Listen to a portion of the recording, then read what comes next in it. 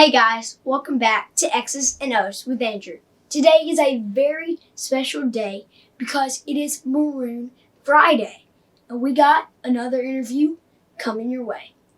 It is Coach Ginger Brown-Lemm. Coach Lemm is the women's golf coach at Mississippi State. Check it out. All right, thank you, Coach, for hopping on and doing this interview with me. With all my interviews, I usually start with a brief intro. So can you give us a brief intro about yourself? Absolutely. Grew up in a small town in Arkansas, Hope, Arkansas, and started playing golf and competed and earned a scholarship at the University of Texas and played there for 4 years and turned pro and competed for a while. Realized I did not have the game, nor did I particularly enjoy that life. So I went into the PGA of America and was a PGA golf professional and taught lessons and ran golf courses and things like that for many years and had my babies and really missed the competition part. So I'd train up these young athletes to go compete, and then I never got to see the competition side of what they're doing, and got to speaking with a few of the players that I had known for years and years in the coaching world and studied on that for a while. And the opportunity to get into coaching came at about 39 years old. I went back to Arkansas and was at Arkansas State for 2 years. And then the opportunity to move up a notch into the SEC came open, and the good Lord saw fit to let me explore that opportunity. And about a month later, I was here in Starkville. So that's kind of the short version of all of that. When did you start playing golf? I was 9 years old, and we moved to the 5th hole of Hope Country Club. It was a 9-hole golf course, and that's how I started. My dad taught me how to play. Okay. So, who is a coach or mentor that has made an impact on your coaching style? Well, I would say that several people. One, obviously, my father, who taught me how to play. An amazing competitor in his own right. But my teacher, my PGA golf professional, was Johnny Myers in Monroe, Louisiana. And he was a PGA professional that we would drive to see. And he actually kind of taught me how to teach in terms of how I was taught. So I would say Johnny Myers, and of course my collegiate coach, Pat Weiss, who has since passed away, but she was an incredible leader. She was the very first coach that the University of Texas had. She was there 32 years, multiple All-Americans and tour players, and just was an incredible role model for me on how to handle being a coach and a mentor to young women, and forever grateful for the opportunity she gave me, for sure. Okay, so you said you went to Texas, is that correct? That's it. So, how do you keep score in golf? Great question. So you want to keep the score as low as possible. So there's par 3s, par 4s, and par 5s. And they're different lengths and different difficulty. So a par 3, for example, in theory, you're supposed to be able to hit it one time and get it onto the green, and then 2-putt, and that's considered a par. So a par 3, the par would be 3. So you can make a hole-in-one on a par 3. You can make a birdie, which is a 2 on a par 3, but you can also make a higher number. So again, typically the par on an entire golf course is 72. So every single time you attempt to hit it, that is counted as one stroke. Okay. So what did you shoot in your best round of golf? 64. Okay. Yeah. And I was even 6 months pregnant at the time. How about that? It was kind of a beat the pro day, and it was just one of those days that everything was coordinated, and I've shot 67 a ton of times and 68s and everything, but yeah, 64. It was at Diamante in Hot Springs Village, Arkansas, probably in I'd say 1990, well, it was 97. I was pregnant with my first child, so that was a lot of fun. So can you kind of explain to me what you think an average is for a round? An average? In the SEC, I can tell you that the average score would probably be 73, which is 1 over par. The best players in the SEC average about 1 under par. So they would average between, I'd say, maybe 71, depending on what par is, because sometimes par is 71 or 70 even. But I'd say the best in the SEC, which is typically the best in the United States collegiate system, is going to be 1 under par, maybe 1.2 under par. They're very, very good. You are a PGA Class A professional. What does that mean?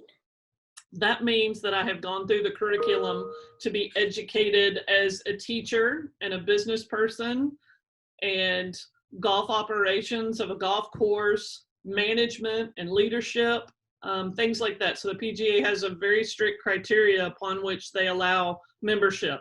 And you have to go through a series of not only educational components, but work experience and competitive experience as well. I'll be 25 years a member of the PGA next year. So I've been there a while. So, wow. Yeah. What was it like being a professional golfer? It was certainly competitive, and it's a particularly challenging life. Everybody sees the best of the best that have the private jets and make a lot of money and don't have to worry.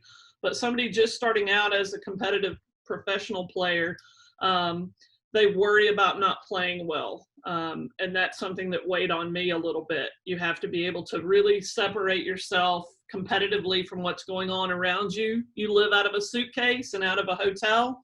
So it has its challenges, but those that love to compete so much and can rise above those challenges of, talking to your family and having to hang up the phone and kind of block out what's going on, because you perform, you don't get paid unless you perform. So it's not like any other sport that we know of. For example, baseball. I know you're a huge baseball fan. So they get drafted and they sign, $10 million contract. Well, that's a guaranteed $10 million whether they play great or not. On the golf side, you only get a paycheck if you play really well. So it's your performance. You have to be able to kind of block out the pressure of needing a paycheck and perform well anyway. So there's tons. That's why I think that a lot of the best athletes in the world, once they retire, from Michael Jordan to Wayne Gretzky, a really famous hockey player, most incredible, the best of the best, when they retire from their sport, play golf. It's just something that can't be won, can't be conquered. It's just an unbelievable dichotomy of unbelievable mental skills, and then there's the physical action of actually hitting the ball. So it's tons and tons of things. So what do you look for when you recruit a golfer? Great question, Andrew. I look for resilience. I look for competitive spirit. I look for manners. I look for sportsmanship.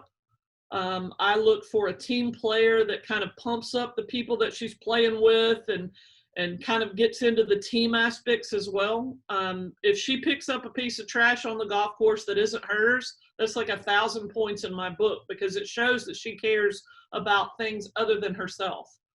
How she treats her parents is important. And this is aside from obviously the performance and what she shoots and all of that stuff. You look for those players that are great players, but that are really incredible people. And those are the kind of people I want at Mississippi State. And I think that's the kind of atmosphere we create as athletic department here at Mississippi State. We want the best of the best competitors, but we want the best people too. What is the hardest part of being a golf coach? The hardest part? Good question. Man, you're putting me on the spot. I think that it's my job to constantly be a better communicator. I think that's a challenge because every year you get a new generation and a new thought and a new way of doing things, and you have to adapt and you have to change yourself to make sure that you're maximizing, because my job is to grow these young women, and if I don't communicate efficiently with them, then I'm not doing a very good job. So I would say that's a challenge, to make sure I'm a good communicator. I think that people are generally the same at heart. So obviously keeping up with the mechanical skills and the techniques of teaching of the day, those kinds of things. But I think my job is to be a great communicator for sure. What is your favorite course to play? Great question. I don't play a ton anymore, but I don't think it gets much better than Old Waverly and Mossy Oak, which are two of our home golf courses right here in Starkville, Mississippi. They're actually in West Point, Mississippi, but they're unbelievable design. They're unbelievably maintained. They have such history, and there's been such incredible big events on them. I would say those two are my favorite. Okay. So when y'all are playing in like certain matches, do y'all travel all over the United States? Great question. Yes, we do. In fact, we go from California all the way to North Carolina and all the way to Miami sometimes. We've even competed in Cabo San Lucas, Mexico.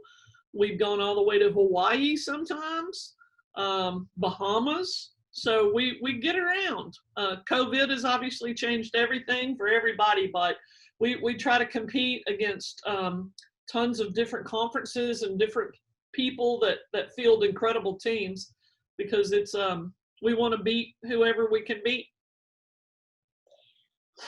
What would you consider are your strengths as a coach? I think my strengths are my background as a teacher, my background as a professional golfer, and then I think being a parent helps a lot because I'm kind of a second mom also. So I think that kind of having been a collegiate athlete and been a professional golfer and then being a mom kind of sets a comfortable tone to student athletes when I recruit them. I've been there, I've been through that, constantly sharpening my skills as a leader and a mentor. And it's my job to make sure I grow these people, not just as golfers, but these young women into better versions of themselves. So how do you motivate your players? I don't have to do a lot of that because at an SEC level, they are quite motivated to be, some of the best in the world. So I fortunately, I'm not incredibly challenged by that. They are motivated. They do practice on their own. Golf is something that you can go out by yourself and get some putting in, get some chipping in, hit some balls on your own time. So it's not like a team sport where you've got to be in a team to be able to play or practice. So it's something I don't have to worry about a whole lot, is motivation. So how do you keep score in a team match? Great question, Andrew. We travel 5 players, and they all 5 play, but only 4 scores count. So the lowest 4 scores count, and the higher score gets dropped or kicked out. So you never know if you're one of the 5 having a bad day. So you've really got to keep in there, keep trying to make birdies, keep making those pars, because you never know if somebody else is playing worse than you. So you can't ever give up. Okay. So, hang on. That's okay. Since golf is an individual sport, how do you coach your golfers during a match? Well, we have myself and the assistant coach, Courtney Barrett. We're allowed to speak to them and coach them during the round, so we can help them strategize on a hole of where to hit their drive off of the tee box. We can strategize with them in the fairway when they're hitting into a green. We can help them read putts. We can talk to them about body language. We can talk to them about having a good thought and good body language. So we can talk to them throughout the entire round of golf, which really helps because we can kind of keep them in a right frame of mind or applaud great shots, things like that. So we can interact with them freely during the round. What is the biggest challenge to you during COVID-19? I normally travel all over the US and Europe during the end of May to right now. So I'm used to being outside every day and watching unbelievable golf all over the world. And it's been an incredible challenge for me to know that I can't travel with a dead period. We're not allowed to watch anyone. So the only way I can stay up on recruits wherever they are in the world is online. So I've done a ton of research and who's playing where and what they're shooting and what are the weather conditions. But I think that's the biggest challenge is not being able to do what I normally do. Literally 5 to 6 days a week in the summer, I'm out recruiting, watching talent, making notes, communicating with future recruits, that kind of thing. So that's probably the biggest challenge for me at the moment. Just the withdrawals. I miss it. What do you like to do for fun? For fun, I love to be outside. I love to fish. I love to deer hunt. I love to target shoot. So we're very much Southern people, raised in Arkansas, doing all that stuff growing up. I've played enough golf in my life for about 10 people. So maybe when I retire someday, I'll take up golf again, but I don't play a ton of golf. So I like to do outside stuff. Kayaking is fun. We've got an RV and we camp a lot with some friends in Starkville. So that's awful fun when we can, when I'm not on the road. So anything outside is awesome with me. Yes, me too. I'd much rather be outside than inside. Same. So that's why this is really a tough time frame for me and you, isn't it? Like boredom. All right, let's wrap it up with this last question. All right. I hear there's a special intercom system in the Coliseum. Can you tell me about it? You better believe it. As a coach, I am not known as a soft-spoken person because coaches have to have a voice that everybody hears and listens to, right? Well, my assistant coach's office is across the hall. So instead of getting up and walking around the corner and going in there to have a conversation, we kind of shout back and forth. So we've named that our intercom system. And then when your grandmother, Mama Michelle down the hall, if I need something from her, I'll just give it a quick shout on my intercom system and she can prevent me from making a mistake. So that's what the intercom system is. Okay. I love it. I love it. Thank you, Coach, for doing this interview. Hail State. Hail State, thank you so much for including me. You keep it up, man. All right, bye. Thanks, Coach, for the interview. I enjoyed getting to talk to you and learn a little bit more about golf and that special intercom system at the Coliseum. Signing off for now, from X's and O's with Andrew, where sports come to you.